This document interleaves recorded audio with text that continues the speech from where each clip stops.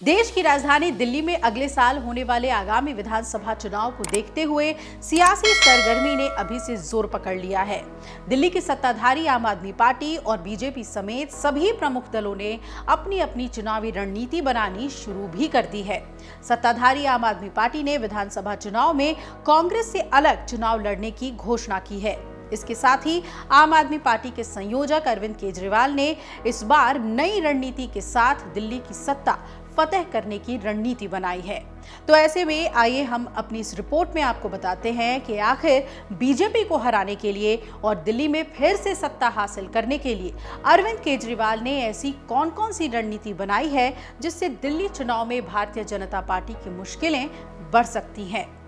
दरअसल आम आदमी पार्टी के संयोजक अरविंद केजरीवाल दिल्ली की सुरक्षा व्यवस्था को लेकर अचानक बीजेपी और केंद्रीय गृह मंत्री अमित शाह पर बेहद हमलावर हो उठे हैं।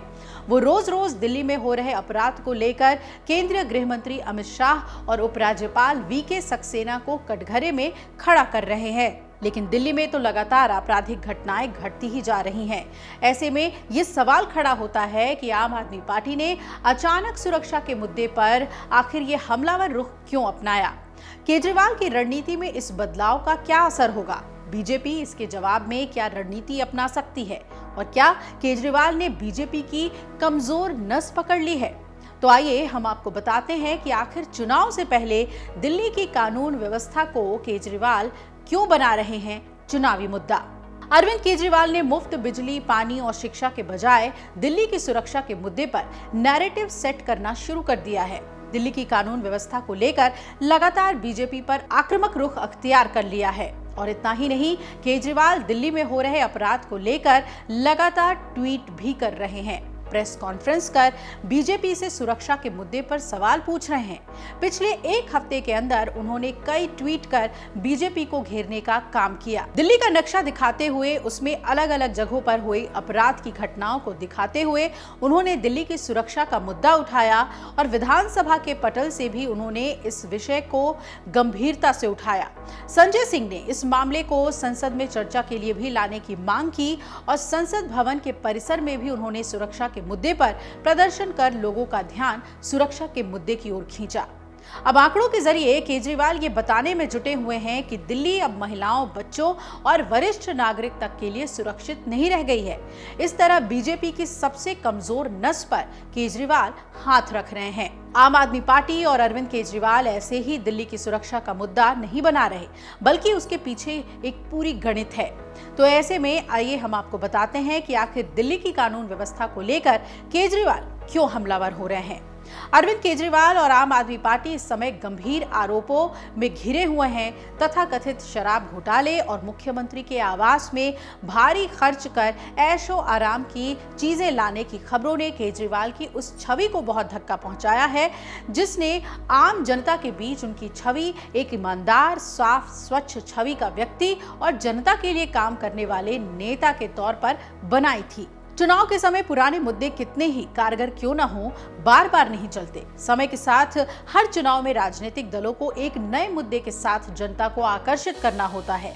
केजरीवाल की मुफ्त बिजली, पानी और बसों में महिलाओं के लिए मुफ्त सफर की योजनाएं आकर्षक हैं, लेकिन इसके बाद भी उनकी वोट खींचने की चमक कमजोर पड़ी है। ऐसे में केजरीवाल के पास नया मुद्दा चाहिए। नए मुद्दे के रूप में सुरक्षा एक आकर्षक विषय हो सकता है जो आम जनता को उनसे जोड़ने की कोशिश कर सकता है। ऐसे में ये माना जा सकता है कि केजरीवाल ने एक रणनीति के तहत ही सुरक्षा व्यवस्था को अपना पहला चुनावी मुद्दा बना लिया है।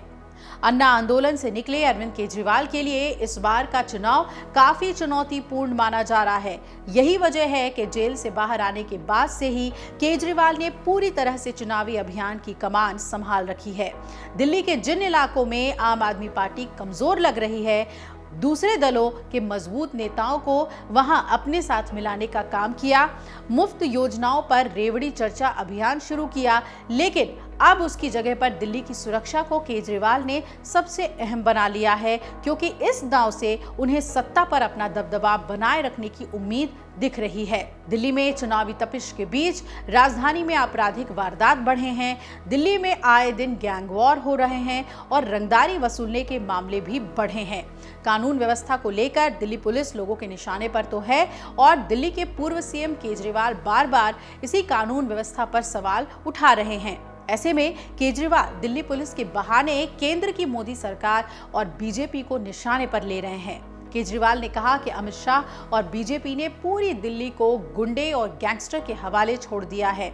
इतना ही नहीं, दिल्ली में जिन लोगों के साथ वारदात हो रहे हैं उन परिवार से मिलने के लिए भी केजरीवाल पहुंच रहे हैं। तो वहीं दूसरी तरफ बीजेपी भी केजरीवाल की इस रणनीति को समझ रही है।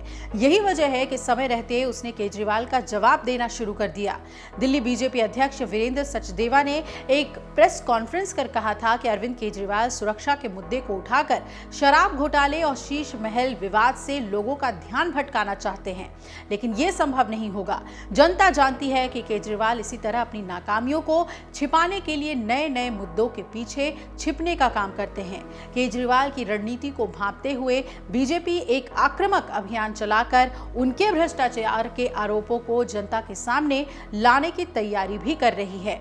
इस बीच पंजाब के स्वर्ण मंदिर में एक पूर्व मुख्यमंत्री पर हुए जानलेवा हमले का मुद्दा सामने आ जाने से बीजेपी को हमलावर होने का अवसर भी मिल गया है। पार्टी ने कहा कि आम आदमी पार्टी की सरकार में एक पूर्व मुख्यमंत्री सुरक्षित नहीं है, लेकिन इसके बाद भी केजरीवाल अपनी जिम्मेदारी से बचने के लिए दिल्ली की सुरक्षा का मामला उठा रहे हैं। अगर आप ये वीडियो YouTube पर देख रहे हैं तो हमारे चैनल को सब्सक्राइब कर बेल आइकन दबाएं और Facebook पर देख रहे हैं तो हमारे पेज को लाइक करें।